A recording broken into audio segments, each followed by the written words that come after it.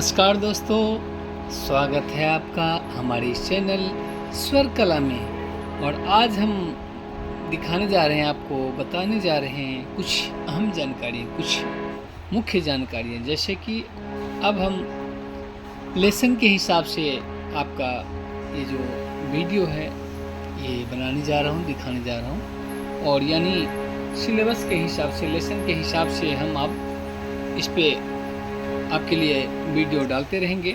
जैसे कि राग हो गए, ठाट हो गए, अलंकार हो गए, बंदिशें हो गए, तान हो गए, इसकी जानकारियाँ। और साथ में बीच बीच में आपका एंटरटेनमेंट के लिए कुछ गाने का भी नोटेशन देते रहूँगा, भजन का, गज़ल का, गीत का। तो आइए कुछ जानकारियाँ मैं आपको शॉर्टली बताता हूँ। और हमारे इस चैनल को अगर आप सब्सक्राइब नहीं किए हैं तो प्लीज़ सब्सक्राइब कर ले, लाइक करें, कमेंट्स करिए और स्किप ना करके पूरा वीडियो देखिए ताकि आपको यह जानकारी प्राप्त हो। और बहुत ही अच्छा जानकारी मैं आपको देने जा रहा हूँ। आइए, सबसे पहले बेसिक है अलंकार।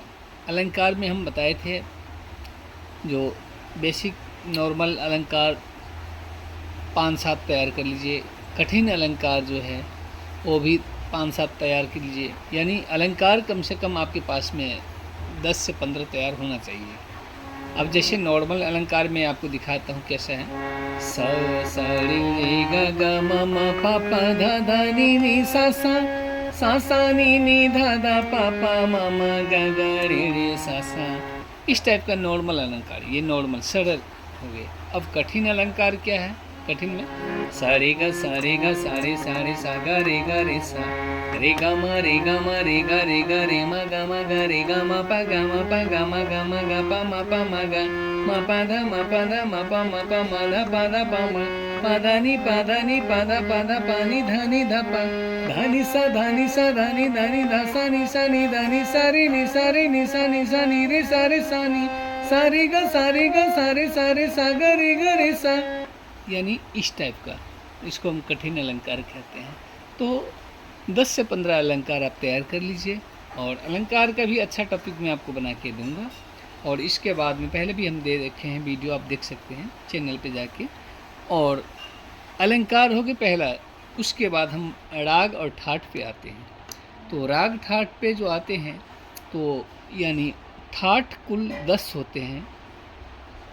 10 ठाट नोट कर लीजिए, मैं लिख के भी आपको लिखा हुआ भी दिखा रहे हैं। 10 ठाट होते हैं।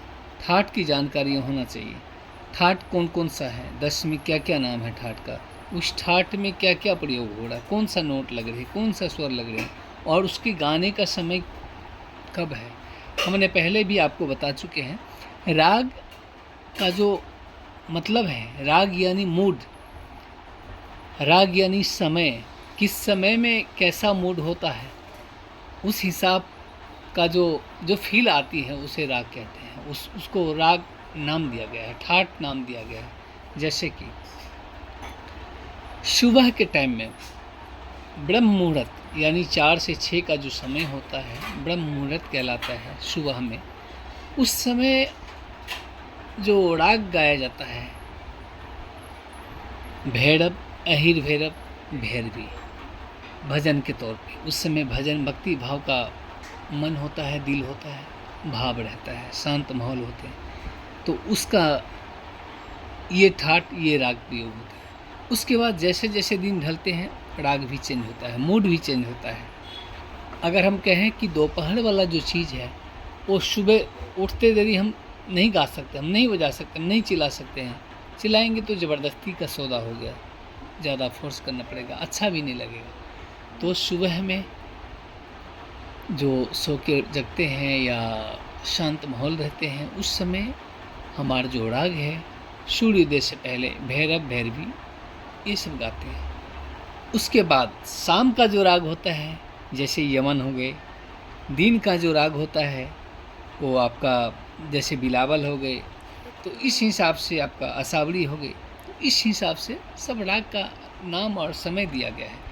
तो अब हम आपको ये चीज़ बता रहे हैं, ठाट 10 होते हैं। ठाट पे आते हैं। ठाट 10 होते हैं। 10 ठाट का नाम क्या क्या है?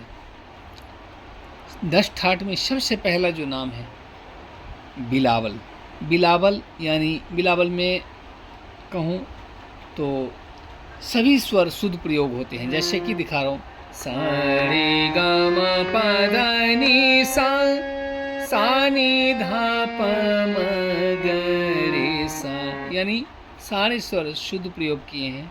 यह ठाट बिलावल है, राग बिलावल। उसके बाद में यमन, सा रे ग म प ध नि सा, सा नि धा प मातृ है ग रे सा, यानी यह यमन कल्याण राग, इसको शाम को रात को गाने का राग है। इसके बाद में खमाज, जिसमें रे वर्जित है, भैरव जिसमें रे धा प्रयोग होता है, भैरवी सभी स्वर रे गा धा नि कोमल होते हैं, माड़वा उसमें रे कोमल होते हैं, मातृ प्रयोग होते हैं, असावरी ठाट गा धा नि कोमल स्वर प्रयोग होते हैं। उसके बाद काफी ठाट गा नि कोमल प्रयोग होते हैं, तोड़ी रे गा धा कोमल मातृ लगते हैं, पूर्वी रे धा कोमल लगते हैं, माँ शुद्ध और त्रिव दोनों प्रयोग होते हैं। तो ये 10 ठाट में आपको बताया उसका नाम। इसके बाद हम चलते हैं कि कौन सा ठाट किस समय गाया जाता है। जैसे भैरव, भैरवी 4 से 6 सुबह। उसके बाद देखिए, मैं आपके लिए लिख के भी लाया हूँ, आपको दिखाने जा रहा हूँ, आइए दिखाते हैं। जैसे कि सुबह राग का समय, भैरव 4 से 6 सुबह, थोड़ा सा 4 से 6 सुबह हम भैरव भैरवी गा सकते हैं, ठीक है। उसके बाद जैसे ही 4 से 6 के बाद दिन प्रथम पहर होता है तो राग ठाट बिलावल, यानी दिन का प्रथम पहर में ठाट बिलावल हम गाते हैं। उसके बाद 8 से 10 यानी दिन का जो दूसरा पहर होता है उस समय हम असावरी राग गाते हैं, अच्छा लगता है। फिर उसके बाद दिन का दूसरा पहर में हम तोड़ी भी गा सकते हैं। उसके बाद में दिन का चौथा पहर में 2 से 4 के बीच पूर्वी राग भी हम गा सकते हैं, पूर्वी ठाट भी हम गा सकते हैं। उसके बाद 4 से 7 यानी संध्या काल राग मारवा, ठाट मारवा गाइए, कल्याण गाइए, यमन कल्याण राग गाइए। उसके बाद रात्रि के तीसरा पहर में मध्य पहर में हम, रात्रि के मध्य पहर में हम काफ़ी ठाट गा सकते हैं, काफ़ी राग, काफ़ी ठाट। उसके बाद में रात्रि के तीसरा पहर में हम खमाज गा सकते हैं। तो यानी इस टाइप का आपका राग ठाट का गाने का समय और वो रखा गया है। आप देखिए गौर से, बिल्कुल नोट करना है तो नोट कर लीजिए इसको ध्यान से। अब इसके बाद हम आते हैं एक अलग टॉपिक पे, और एक टॉपिक में आपको और बताने जा रहा हूँ। ये बहुत ही अच्छा टॉपिक मैंने तैयार किया आपके लिए। यानी अगर आपको एक राग कंप्लीट कर लिए आपने, एक राग ओनली वन, एक राग कंप्लीट कर लिए तो समझिए आपका 10 ठाट कंप्लीट है। कहेंगे वो कैसे, तो मैं आपको बताने जा रहा हूँ। एक राग में ये नहीं है कि सिर्फ हम उसको बंदिश आलाप गा लिए बस राग हो गए, नहीं। एक राग पे आप 2 महीना, 4 महीना, 6 महीना, 1 साल कंटिन्यू टाइम लगाइए दोस्तों। मेरा बात को अगर विश्वास हो, विश्वास कीजिए, मानिए। एक राग को पकड़ के आप 6 महीना कंटिन्यू कीजिए। उसमें क्या क्या होता है, क्या क्या होना चाहिए, ये मैंने अपने हिसाब से तैयार किए हैं। ये आपको कहीं बुक्स में नहीं मिलेंगे, आप कहीं ढूंढोगे नहीं मिलेंगे।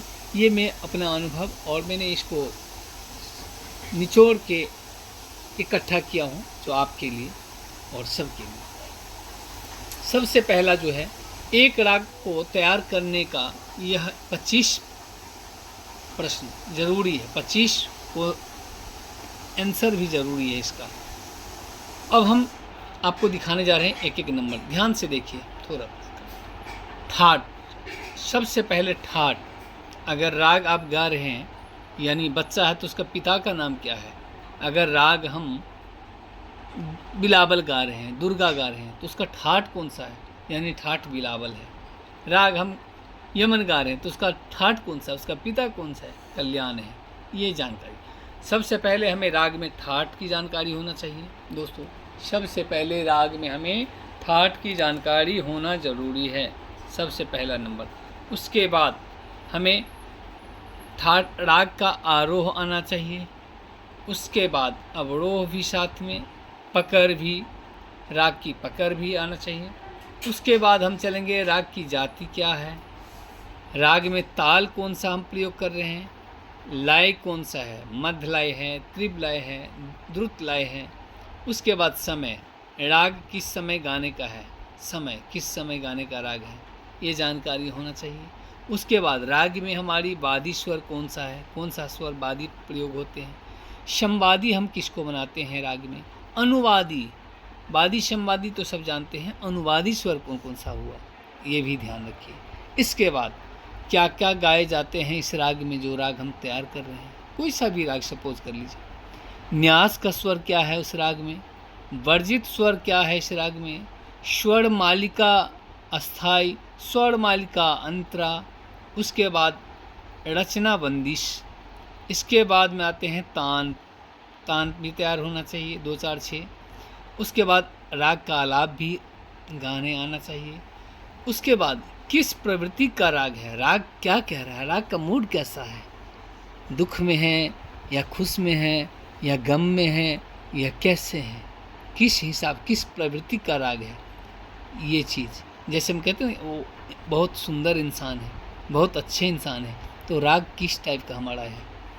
इसके बाद जिस ठाठ में यह राग, उस ठाठ का 5 रागों का नाम आना चाहिए, जानकारी होना चाहिए, जानकारी में रखें उसको।